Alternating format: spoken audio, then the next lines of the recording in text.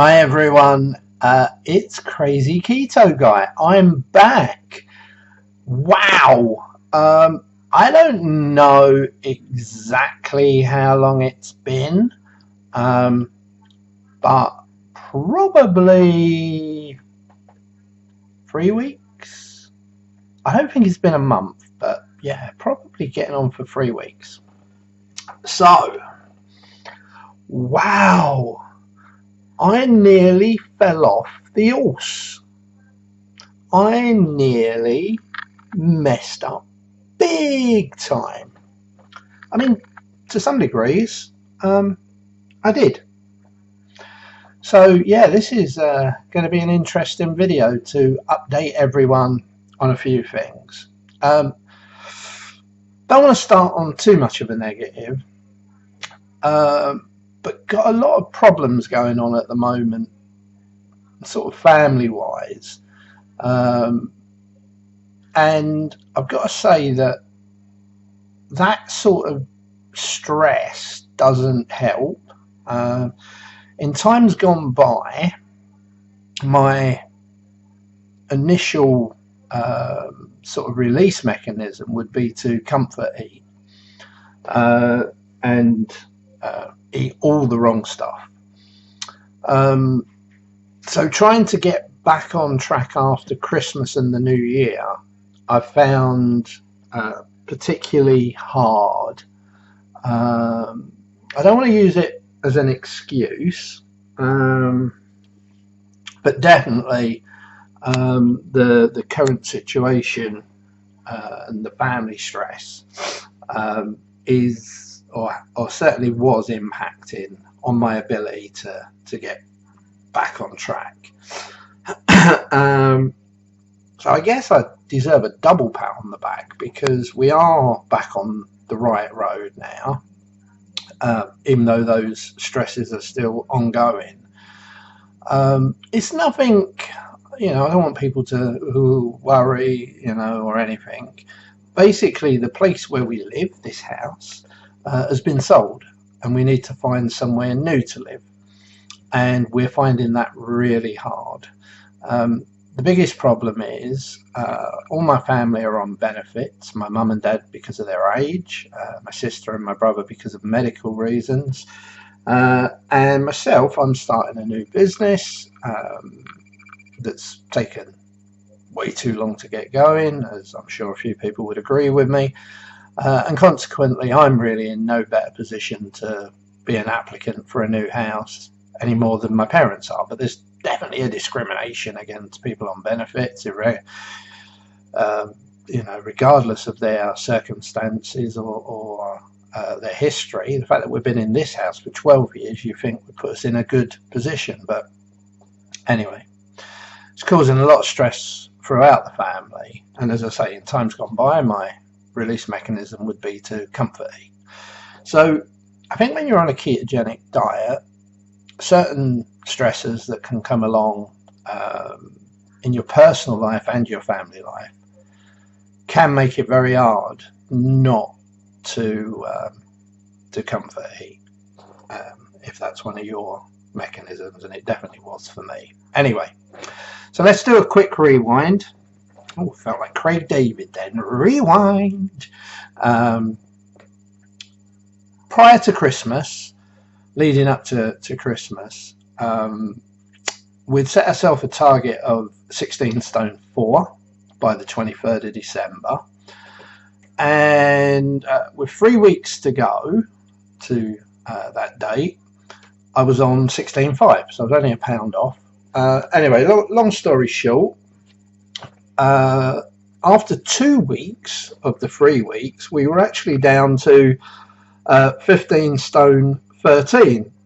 So we'd got into the 15s, and the last week leading up to Christmas, I would have called it one of my perfect weeks. Everything was ticked: intermittent fasting, the diet, the training, everything. Yeah, ironically, I put a pound on. So we went into the Christmas break on 16 stone. Basically, we were £4 under our target. Was very chuffed by that.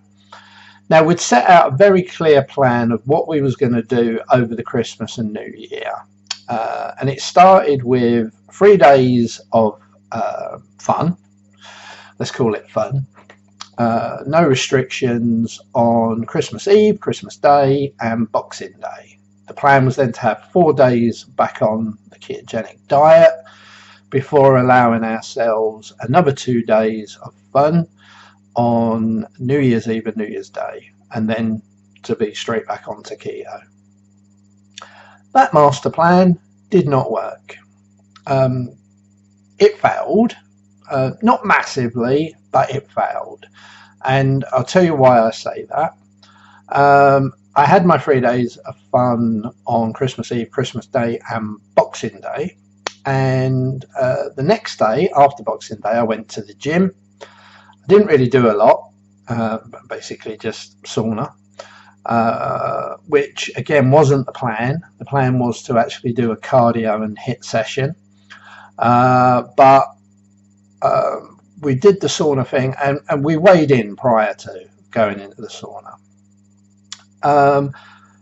The next day, I basically gave in to temptation, not massively, but I did have a couple of treats and felt very guilty about the fact that I hadn't stuck to the plan.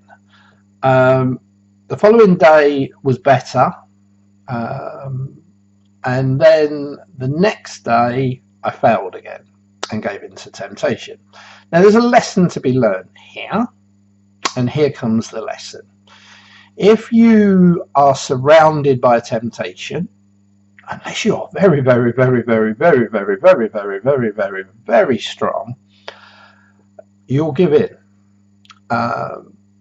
And that was the thing for me. There was so much. There was biscuits and cakes and mince pies and sweets, and then all of the naughty savoury stuff, that like sausage rolls and sandwiches and just everything.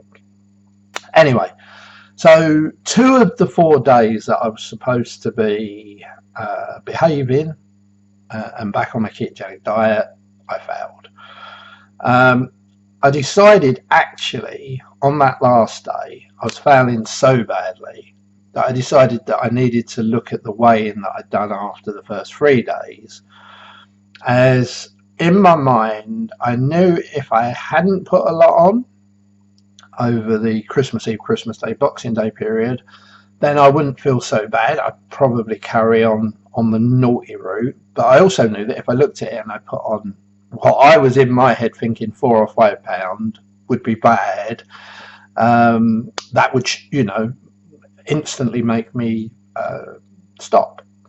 Anyway, I put on, wait for it, 9 pound. 9 freaking pound. I was up to 16 stone 9. And it kind of had a weird effect because it made me feel really bad. Again, I wanted to comfort eat, but I managed to resist that. And I did manage to go, oh, right, got to stop now. But saying that, this was just before New Year's Eve and New Year's Day, where I'd said I was going to allow myself some treats. Anyway, we got through the next 2 days. I would say we're enjoying ourselves without going crazy. And January started, and we were back on it, supposedly. And again, temptation was still around. There was still stuff left over from Christmas. There was still left over from the New Year celebrations. And I found the next few days quite hard. I weighed in again. I went to the gym again, but I only went to the sauna again. One of my other ongoing problems that's making this probably harder than it would be is I still have a problem with my shoulders. Again, anyone who's watched my videos will know I've spoken about my shoulders loads. I've been to see a musculoskeletal expert who told me just to take ibuprofen. That was a waste of time. I see 2 doctors who diagnosed it as 2 different things. I self-diagnosed myself, and it turns out the musculoskeletal expert, the 2 doctors were all wrong, and I was right. I have mild, apparently, only mild. God, I dread to think what the full-on version would be. Shoulder impingement, both shoulders. It restricts my movement, raising my arms up, but the one where it really hurts is trying to put my hands behind my back in any sense, if I get a itch or whatever. So I see a physio this week who confirmed what I believed it was, and has given me a routine, 4 exercises that I need to do at least 3 times a week. I haven't yet done it this week, but I do plan on doing it. Funny enough, in the background, 2 of the exercises require a walking stick, and luckily Dad had a walking stick, so that's 2 of the exercises. And 2 of the exercises require a resistance band. So we're going to be starting on those exercises today. Today's the first day we're going to do them. So that was another thing. So it's caused me some problems with sleep. It's caused me some problems with just generally doing general things. Sometimes it's way worse than other times. And it's certainly restricting me from certain things I want to do in the gym. So anyway, I was worried that when I weighed in after the new year, that considering I was 16.9 after the 3 days of Christmas, that I was going to be even heavier and possibly even up into the 17s. Weirdly, I lost £1. I was down to 16.8, which was, hey. I'm just going to get my things out just to give you a time frame. So 27th of the 12th after Boxing Day, 16 stone 9. The 30th of the 12th, so 3 days later, 16 stone 8. The 2nd of the 1st, so we're into January now, this is the day after the New Year exploits, we're down to 16.7, so we lost another £1. And the last weigh-in, which was Monday this week, the 6th, and we're going to go back now to weekly weigh-ins. These 3 were all very much sort of 3 days apart.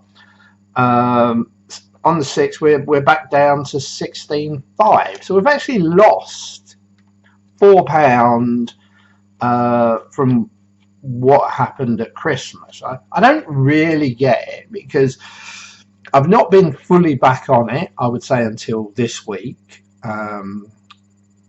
So pretty much from the 27th, when we weighed in and have put £9 on, pretty much up to the 5th, there were plenty of gaps, like not, the odd treat because stuff was still lying around. I mean, I'll be honest, if I go downstairs now, there's a Christmas cake, half a Christmas cake admittedly, but there's half a Christmas cake still left.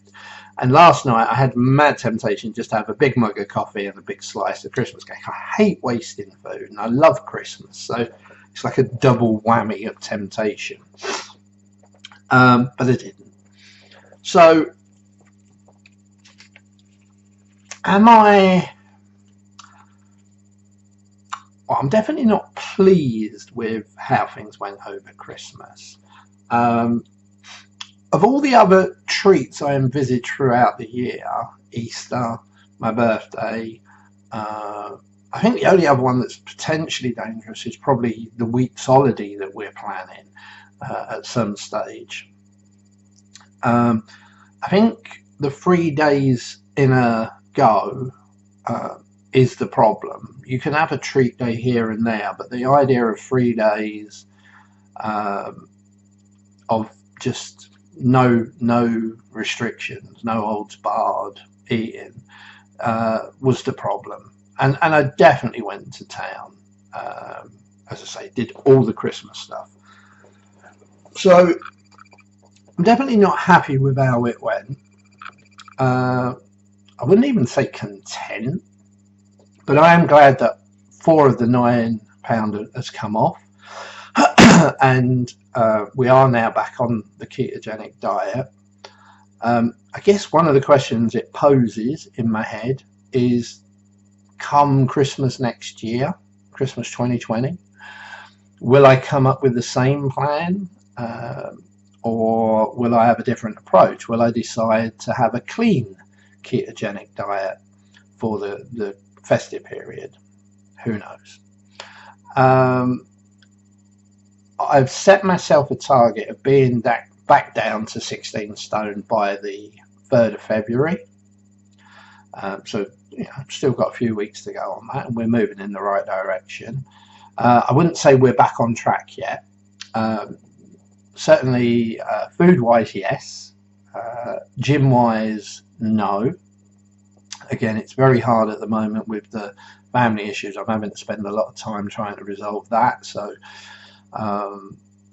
hopefully, if not next week, certainly the week after, I expect to be fully back on the gym side. I've also not really done the intermittent fasting. I kind of had one day where I did, even though ironically that was an unplanned fast. But then the day when my proper fast was planned, I didn't do it at all. So I think, as I say, with what's going on, personal and family-wise, I probably won't be fully back on it by next week, but definitely the week after.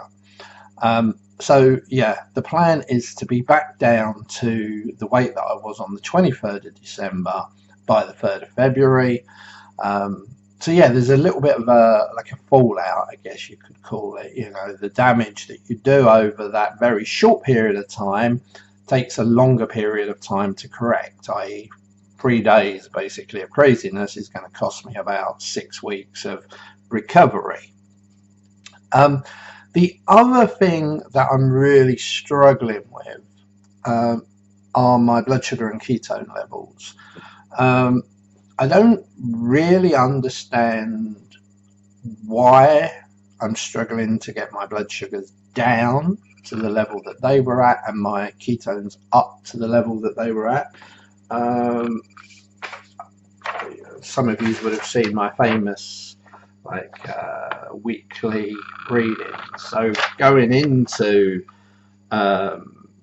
Christmas, my blood sugars were pretty consistently around 5 to 6. My ketones were always a bit up and down, but definitely the last few weeks prior to Christmas, I was starting to hit some really good figures. Was having some, sort of 2 to 3 ketone readings. There was still some like 1s and 0.9s and 0.8s depending time of day and whether I'd just worked out or whether I'd been fasting. But we were hitting some really good results, and as I say, blood sugars were down to 5 or 6. Now what I don't get is my diet has been pretty good, and I'm taking the medication still at the level that I was prior to Christmas, yet my blood sugars are pretty much 9 when I take my first reading. Now I've had to adjust my readings. One of the problems I have is my doctor's not very happy with the amount of strips that I'm getting through, and he's going to cut me back on the strips, which will mean I won't be able to do 3 readings a day. I've decided the reading to sacrifice is the fasting one first thing in the morning. Even though I might mix it up occasionally, I might do the fasting one and then not do the next one. But I've taken the fasting one out, so I now do a blood sugar and ketone reading after my first meal, and then one in the evening after my second meal. So my blood sugars at the moment are about 9. I mean, the one I've just done is 10.1. There is a reason why it might be 10.1, but basically they have been consistently around the 9 mark, not in between 9 and 10, let's say. Whilst my ketones have been non-existent. So mainly 0.1. So I don't know what that even means. I don't think it means I'm in ketosis. I mean, that's like a trace element. And it seems to, at best, go to 0.2 or 0.3. So still a long way off, and having to address that. I'm still taking MCT oil in my morning coffee.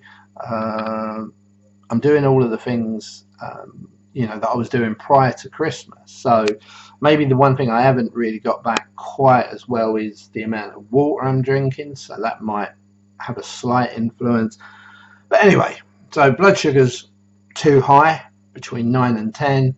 Ketones too low, sort of 0.1 to 0.3. The ones I'm taking in the evening, when obviously I've had my second lot of medication, seem to be between 7 and 8. So they do come down slightly, but still not enough. I've got the ones, funny enough, from Christmas in front of me. I actually gave up taking my readings because I was just not demotivated, but I knew with what I was eating I weren't going to like the results, and I can tell you they did get up. As the highest one was 13.5, so maybe not as bad as I would have thought, considering, again, before I started the ketogenic diet and the intermittent fasting and everything, we used to get readings up in the high 20s, and that was with a lot more medication, so not disastrous, but anyway. So the fallout not only needs to see the weight loss from what we put on over that very short period of time, but also to get our blood sugars back down and get our ketones up. So between this week and next week, I do want to see quite an improvement. I want to basically get it to where we was prior to Christmas. So blood sugars between 5 and 6, and the ketones certainly up around the 1 and plus, beyond mark. Got a few things in mind to do that. I think one of the things that is missing at the moment, as I say, is the amount of exercise I'm doing. I do think I probably topped up my carb storage, glycogen and the likes over the Christmas period. I don't know how different it would have been if I'd absolutely nailed the plan and done the days that I said I was going to do. It's hard to know.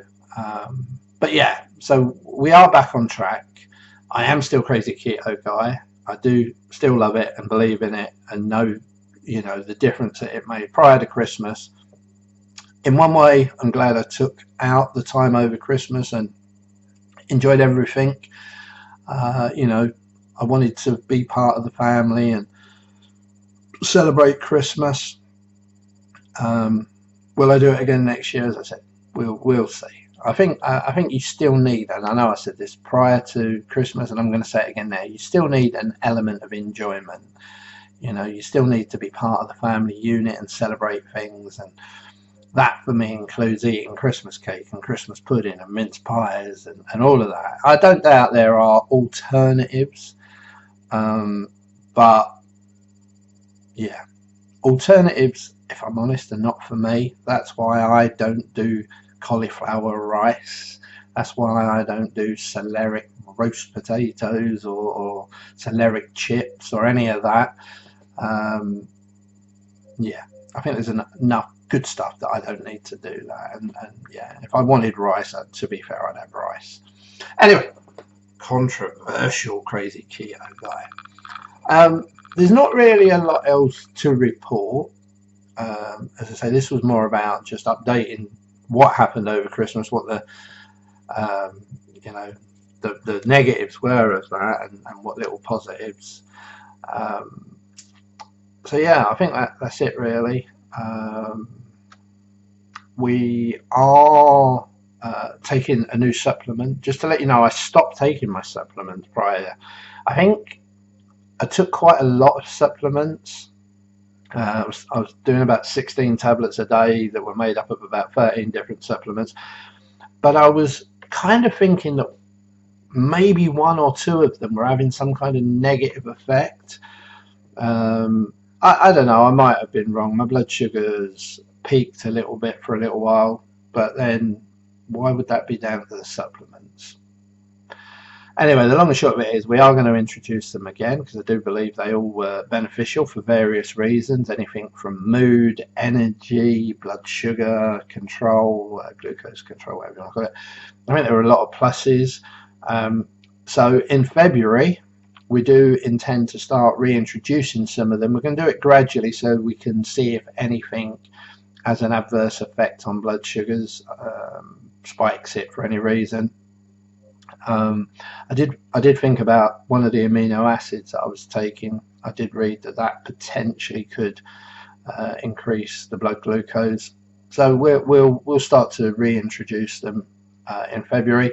One that I have added, and it's a bit too early to say good, bad, or indifferent, but I added 2 different magnesium supplements, and they were both from the same company.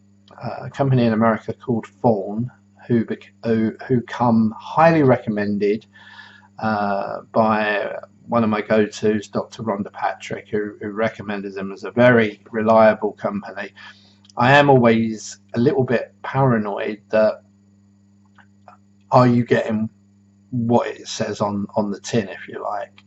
And Rhonda speaks very highly of the reputation of Fawn. So I can't tell you off the top of my head, but I basically got 2 different magnesiums, and I also got a calcium citrate, and I'm taking those. I'll talk about them more in the next video, but just to go back to the magnesium for a minute, I have been suffering for certainly as long as, well, probably over a year from an ectopic heartbeat. It did worry me at one stage, and I actually ended up getting rushed to John Radcliffe in Oxford, where a cardiologist just told me it was nothing to worry about. And with ectopic heartbeats, a lot of the time it is just a benign, non-threatening issue. Not issue, just it's non-threatening, it's nothing.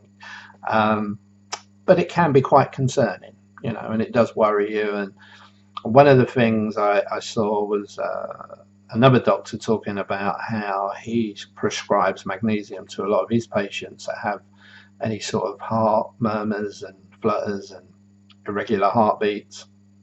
Obviously, it doesn't fix everything. If you've got a serious heart problem, gonna just say that. If you had like atrial fibrillation or a more serious irregular heartbeat, that's definitely, magnesium. I mean, it might help. I'm not a doctor, so I can't say. It might help, but yeah, I think don't think just because you take a magnesium tablet you're going to be indestructible.